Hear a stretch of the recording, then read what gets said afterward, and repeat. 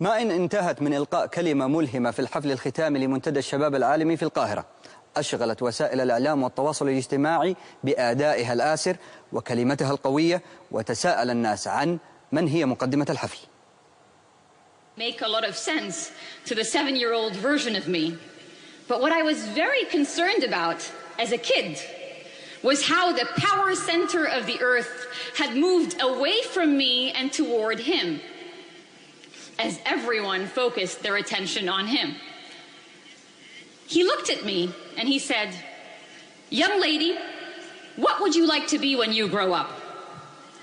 "President of the United States of America," I declared.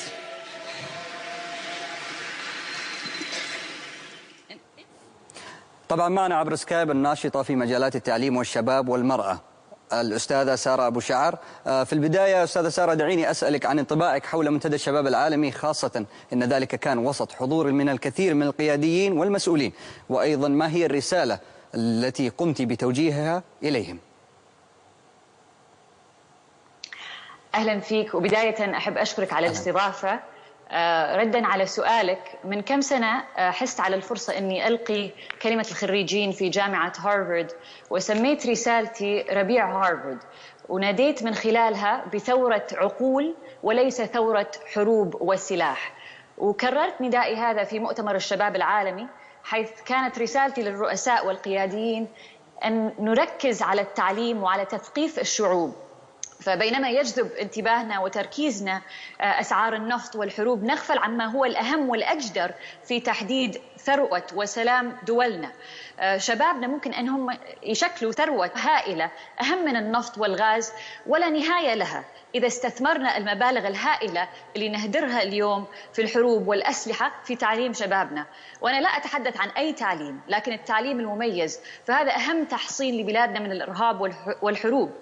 فإحنا غالباً نعمل على مكافحة الإرهاب بالحروب، لكن هذا ليس الحل، هذا ما يخلق الإرهاب في المستقبل. نحن نكافح الإرهاب فعلياً بالفكر والثقافة، بمناهج تحث على التفكير ولا التكفير، وتعطي شبابنا الحرية والفرصة أن يحلموا بشكل كبير ولا تحجر هذا الفكر والتعبير، لأن الأمم ترتقي بأحلام شعوبها المثقفة. وهذه كانت رسالة اللي أردت أن أشاركها بالقياديين. طيب سارة، تحدثتي من خلال المنتدى عن الدور الهام للتعليم. سؤالي سارة، هل التعليم وحده يكفي؟ لا طبعا لا، وهذا كان الجزء الثاني من رسالتي، أن التعليم وحده لا يكفي، ونحتاج إلى تمكين الشباب، أن يكون لهم دور فعال في بناء مجتمعاتهم. يعني أنا كنت في 18 من عمري لما أتيحت لي الفرصة أني أعمل في البيت الأبيض بأمريكا، وكان لي شعور بأن كان لي دور في تحديد سياسات وتأثير فعلي على محيطي، وهذا أمدني بقوة كبيرة والإحساس الكبير بالمسؤولية تجاه المجتمع. وأنا كثيرا ما أشارك في منتديات ومؤتمرات عن الشباب نتناول فيها قضايا الشباب، ويكون أصغر شخص يمثل صوت الشباب يبلغ من العمر 60 عام، وصح أنه هو كان شاب بس قبل 30 عام. فيجب أن نفسح المجال للشباب أن يشاركوا في بناء مستقبل وفي بناء عالم نحن سنعيشه.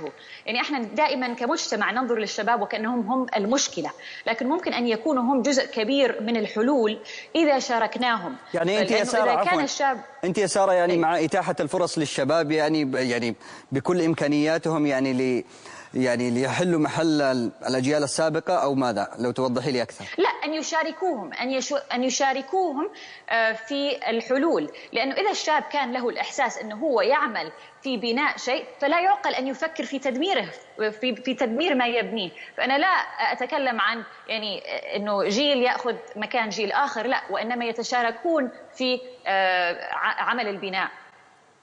آخر سؤال عندي لك يا سارة، إيش الكلمة اللي توجهيها لهذول الشباب؟ طبعا عملية التطوير والتغيير هي ليست فقط مسؤولية حكوماتنا، احنا كشباب لنا دور كبير وعلينا مسؤولية كبيرة، فلا نستطيع أن نقف على الطرف ويعني مكتوفين الأيدي ونقول أنه سنشارك حينما تتحسن الأمور. احنا جزء كبير من تحسين الأمور. فكانت رسالتي للشباب: ثابروا بأحلامكم الكبيرة، وثابروا بما تؤمنون به، واعملوا عليها يوما بعد يوم، وستجدوا أن الإحصائيات التي تقول أنه هذا مستحيل أو هذا غير ممكن لا تعني الكثير، وأن ممكن أن نكسر الإحصائيات في الأمل والعمل الدؤوب.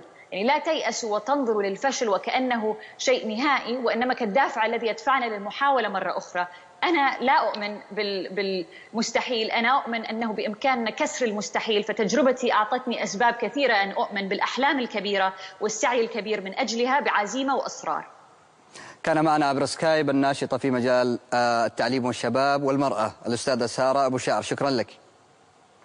طيب أعود لكم زملائي، ولكن نبغى نعلق على الموضوع. أنا أولا أرفع لك القبعة وأرفع القبعة أيضا لسارة، شكرا على أنك سلطت الضوء على مثل صحيح. هذه القامة الملهمة. وسارة تلخص لنا أولا أبجديات التعامل مع الحياة، أبجديات التعامل مع ظروف الحياة. عنوانها في حياتها هو صعب ولكن ليس مستحيل. ما في شيء مستحيل. أكيد يعطيك. لا أكيد عجبني موضوع إنه هي يعني مثابرة ومصرة وقاعدة ما يأست يمكن حتى. الشيء اللي جذبني أكثر ويجذبني أصلا في الفترة الماضية كمية الشباب اللي يلقوا كلمات أو إنهم يكونوا مسؤولين في أماكن مهمة. صحيح. فعلا يلقوها أمام قيادات ومسؤولين كبيرين يعني بدون رهبة، بكل تمكن، بكل ثقة. فهذا الشيء لأنه عاشها عازم، عاشها. شوف اللي ينظر لازم يقرأ، اللي يبدع من رحم المعاناة يتكلم من نفسه، ما يحتاج انه يلقن. صحيح. فشكرا لك يا حازم، يعطيك الف عافية. فاصل ومن ثم نواصل وإياكم.